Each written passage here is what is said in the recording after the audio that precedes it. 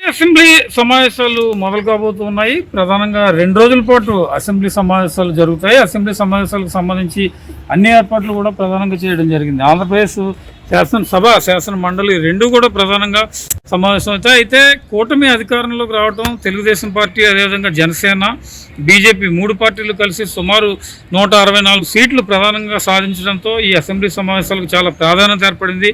ముఖ్యమంత్రి చంద్రబాబు గతంలో ఒక సవాల్ చేసి బయటకు వచ్చిన పరిస్థితి, ప్రధానంగా మళ్ళీ ముఖ్యమంత్రి అయ్యాకనే అసెంబ్లీలో అడుగు పెడతానని ఆయన ఒక శపథం చేసి బయటకు వచ్చారు. తిరిగి అలాగే మళ్ళీ అదే శపథంతో ముఖ్యమంత్రి అయ్యి తిరిగి అసెంబ్లీలో అడుగు పెడుతున్న పరిస్థితి ప్రధానంగా కనిపిస్తుందని మనం చెప్పుకోవచ్చు. అదేవిధంగా పవన్ కళ్యాణ్ కూడా వైసీపీ మీద విపరీతమైన పోరాటం చేశారు. పవన్ కళ్యాణ్ వైసీపీ అధ్యక్షుడు, అదేవిధంగా మాజీ ముఖ్యమంత్రి జగన్ని అధపాతాలకు తొక్కేస్తానని చెప్పడం, ఆయన ఎన్నికల్లో అదే రకమైన ప్రచారం చేయడం, ఆ తర్వాత ఆయన ఉప ముఖ్యమంత్రిగా ఉండటం, చంద్రబాబు పవన్ కళ్యాణ్ ముఖ్యమంత్రి ఉప ముఖ్యమంత్రులుగా అసెంబ్లీలోకి అడుగుపెట్టడం, ఇవన్నీ చాలా హిస్టారికల్ సంఘటనలుగా ప్రస్తుతం అసెంబ్లీ సమావేశాలను చూడొచ్చు.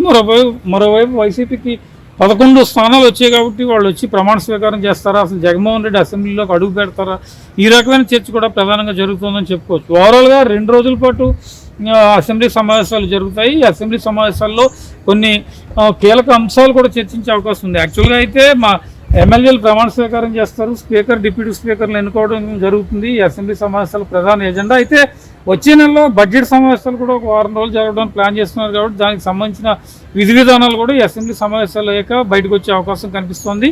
ఈ అసెంబ్లీ ఏదైతే ఇప్పుడు 2024లో అసెంబ్లీ సమావేశాలు జరుగుతున్నాయో చాలా ప్రాధాన్యత గల అసెంబ్లీ సమావేశాలుగా ఎన్నికల తర్వాత జరుగుతున్నాయి కాబట్టి ఒక కీలకమైన సెషన్గా దీన్ని చూడొచ్చు. 164 మంది సభ్యులు, గతంలో వైసీపీకి 151 ఉంటే అంతకన్నా ఎక్కువగా 13 స్థానాలు ఎక్కువగా 164 మంది సభ్యులతో కూటమి గెలుపొందింది. వాళ్ళంతా కూడా రేపు అసెంబ్లీలో అడుగుపెడుతున్న పరిస్థితి ప్రధానంగా కనిపిస్తోంది. అసెంబ్లీ సమావేశాలకు ఏర్పాట్లన్నీ కూడా చాలా కట్టుదిట్టంగా జరిగాయి. భద్రతా పరంగా ఎలాంటి ఇబ్బందులు లేకుండా అన్ని రకాల చర్యలు తీసుకుని అసెంబ్లీ సమావేశాలు సజావుగా నడిపించడానికి ప్లాన్ చేస్తున్నారు.